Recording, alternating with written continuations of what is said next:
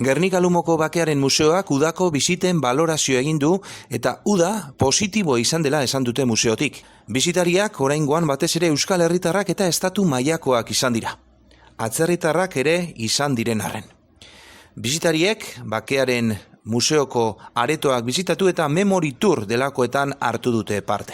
Uztailean eta abuztuan 2019ko bisitari kopurua gainditu eginda eta iraila ere oso ondo hasi dela nabarmendu dute. Aurten 2021ko estadistikari begiratuta urtarrietik abuztura 15.569 lagunek bisitatu dute Bakearen Museoa. 2020an, pandemia urtean, urte osoan 13.063 izan zirenean. Aurten, beste urte batzuetan baino, Andaluziar, Gaztela-Mantxa eta Gaztela-Leoitar, Aragoitar eta Asturiar gehiago izan dira. Museoak urriaren 17 arte udako ordutegia mantenduko du. Larun batetik zapatutik astelehenera 10:00 lauetara eta martitzenetik asteartetik ostiralera barikura 10:00 6:00. Dagoeneko urriaren 18tik aurrera neguko ordutegia hasiko da. Astelehenetan itxi egingo da museoa eta asteartetik ostiralera 10:00 lauetara irekiz eta larun bat eta igandetan 10:30 3:00. Sarrerak doan izango dira urteko igande guztietan.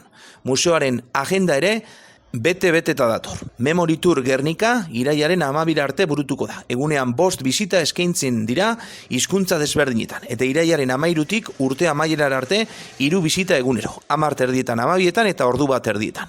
Hizkuntza desberdinetan. Museoak Memory Tour Gernika bereziak eskainiko ditu urrengo egunetan. Historia eta ondare memorialaren inguruan sakotzeko. Oso interesgarriak.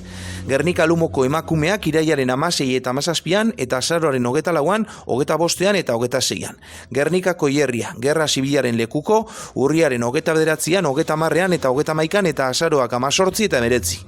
Eta gerrako korrespontsalak ibilbide berria azaroaren 13an eta 14an eta abenduaren 7, 8, 22 eta 23an. Museoak ibilaldi eta ibilbide gidatu berezi egingo du goizez, Memory Tour Euskadi, 2021ko urriaren 24an, Matxitxakoko gudua oroitzeko monumentua eta Burdinesia eta Berangoko museoa bisitatuz. Gernikako bombardaketari eta gerra zibilari buruzko dokumentazio zentroak zerbitzu guztiei eusten die urte amaierara arte. Memoria eta erbestea erakusketa bibliografikoa eskaintzen du. Dokumentu funts zabala gai honi buruzko liburu interesgarriekin.